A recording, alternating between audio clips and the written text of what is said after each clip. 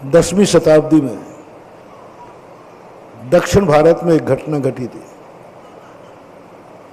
एक दिन ये माँ पूज्यवर नेमी चंद्राचार्य महाराज का प्रवचन सुन के आई। प्रवचन सुनते समय नेमीनाथ पूज्यवर आचार्य नेमी चंद्र महाराज ने एक संस्मरण सुनाया कि भरत ने बाहुबली की एक ऐसी मूर्ति बनाई थी, आज तक उसके समान कोई दूसरी मूर्ति नहीं बन पाई। जब ये प्रसंग सुना तो एक माँ जी बैठी थी, ओहो, जिसका महाराज वर्णन कर रहे हैं, ऐसी मूर्ति का दर्शन कब होगा। हम लोगों के मुख से जहाँ का किसी का क्षेत्र का नाम निकल जाता है ना, तो वहाँ यात्रियों की संख्या बढ़ जाती है। होता है कि नहीं? आपका मन भी ललच जाता है, अरे महाराज ने कहा है एक बार वंदना करने तो होता है, क्योंकि उनको मालूम है साधु हर चीज की प्रशंसा नहीं करता। साधु के मुख से हर व्यक्ति का नाम नहीं निकलता। साधु कभी भी नहीं कर सकता। साधु के मुख से कोई तीर्थ का नाम निकला है, समझ लेना उस तीर्थ में कोई दम है, उस मूर्ति में कोई दम है। बस माँ जी ने ये भाव कर लिया, ओहो, ऐसी मूर्ति जो महाराज प्रशंसा कर रहे, दर्शन कब होगा। प्रवचन खत्म हो गया, टेंशन में चली गई घर माँ। बेटे ने देखा माँ का चेहरा उतरा हुआ है। बोले माँ क्या बात है, आज तेरे चेहरे पर उदासीनता है। बोले कुछ नहीं बेटा, ये तो बुढ़ापा है, ये तो ये। बोले माँ बहाना मत बनाओ, बुढ़ापा है आ जाता है, बहाना मत बताओ। मैंने आज तक कभी तेरा चेहरा ऐसा उदासीन नहीं देखा। माँ कहती बेटा मत पूछ, इसी में सार है। बोले पूछ के रहूँगा। दक्षिण भारत में माँ ने कहा नहीं बेटा कोई इच्छा नहीं है, कोई नहीं, चल चल तू रोटी खा, मुझे खिला, भूख लग रही। बोले रोटी तो जब ही खाऊंगा, पहले बताओ। माँ घबरा गई, इसको कैसे बताऊं, मेरी जो इच्छा है उसकी तो इसकी कुव्वत ही नहीं है, कुव्वत ही नहीं है। बेटा मत पूछ, बूढ़ापे की इच्छाएं हैं। बोले नहीं। बोले जो इच्छा मेरे में है तो पूरी नहीं कर सकेगा, इसलिए नहीं बता रही हूं। बोले असंभव, मैं भी उसी गुरु का चेला हूं जिसने कहा है कभी माँ बाप की इच्छा पूरी करने के लिए असमर्थ मत बनना। ना मैं पूरी करूंगा। बोले कर ही नहीं सकता तू, कर ही नहीं सकता तू। बोले मैं 3 बार कह दिया आपने, तो इसका अर्थ ये है, लो मेरी बात भी सुनो, मैं तेरी इच्छा पूरी नहीं कर सकता हूं, तो अभी तक तो मुझे संदेह नहीं था, अब संदेह हो रहा है कि तू मेरी मां नहीं और मैं तेरा बेटा नहीं। तू मेरी मां नहीं, मैं तेरा बेटा नहीं, क्योंकि आज तक ऐसा कोई दुनिया में बेटा नहीं हुआ, आज तक ऐसी कोई मां नहीं हुई जिस मां की इच्छा को बेटा पूरा ना कर पाए। ऐसा होता ही नहीं है, होता ही नहीं है महानुभाव, होता ही नहीं है। मां के अंदर वो इच्छा होती ही नहीं है जिसको बेटा पूरी ना कर पाए। पहला निर्णय कर लेना। तुम मां ने कहा जिद्दी कहीं का, अन्न जल छोड़ दिया, अब क्या करूं मैं। बोले कुछ नहीं करना, बता दो सीधा, नहीं तो मैं भी अन्न जल ग्रहण नहीं करूंगा। आज महाराज ने ऐसी मूर्ति का वर्णन किया है, भरत ने बनाई थी बाहुबली की, बस उस मूर्ति के दर्शन करने का भाव हुआ है। बिना सोचे विचारे गजब चामुंडराय। बस मां ने जैसे ये कहा, मुझे ऐसी मूर्ति के दर्शन करने का भाव हुआ है, बेटे ने मां का हाथ पकड़ा, बोले चलो। अरे चलो, कहां चलो, चलो चलो, अब तो घर में जब ही लौटूंगा जब मां को ऐसी मूर्ति का दर्शन करा दूंगा। बेटा पागल हो गया, कहाँ जाएगा, कहाँ है वो मूर्ति? महाराज ने पता नहीं बताया कहाँ जाएगा, कहाँ है पोधनपुर,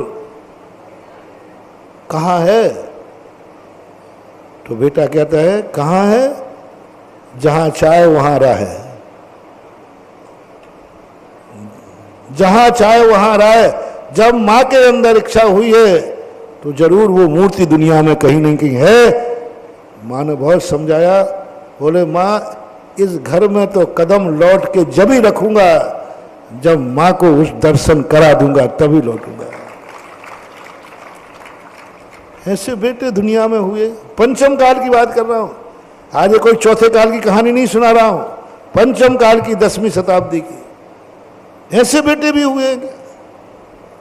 चलो, बोले कहाँ चल, कहाँ ले जाएगा, कहाँ भटकाएगा बुढ़ापे में? बोले नहीं, कंधे पे बैठा के ले चलूंगा, चलो बाहुबली के दर्शन कराऊंगा।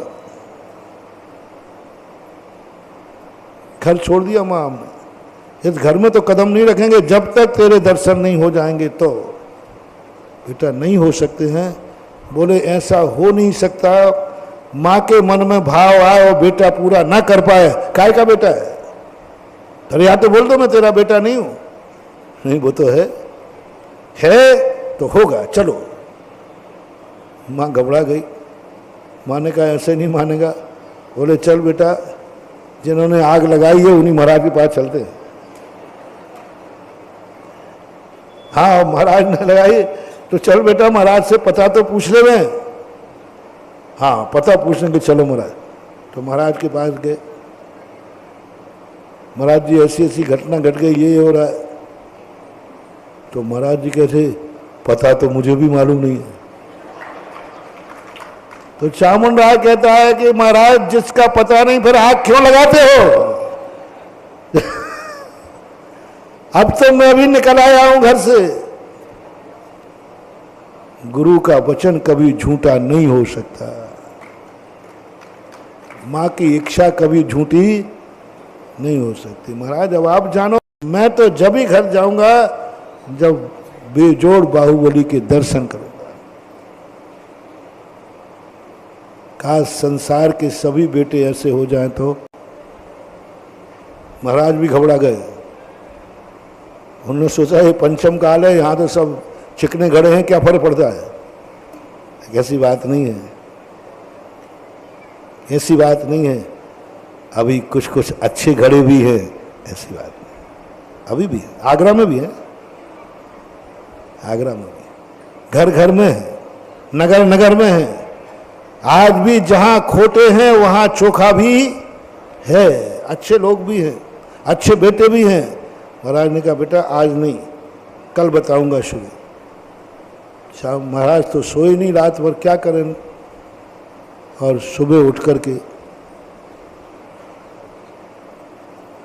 थोड़ी सी झपकी आई नेमीचंद महाराज को और तुरंत स्वप्न में आया ये बेटा लौटेगा नहीं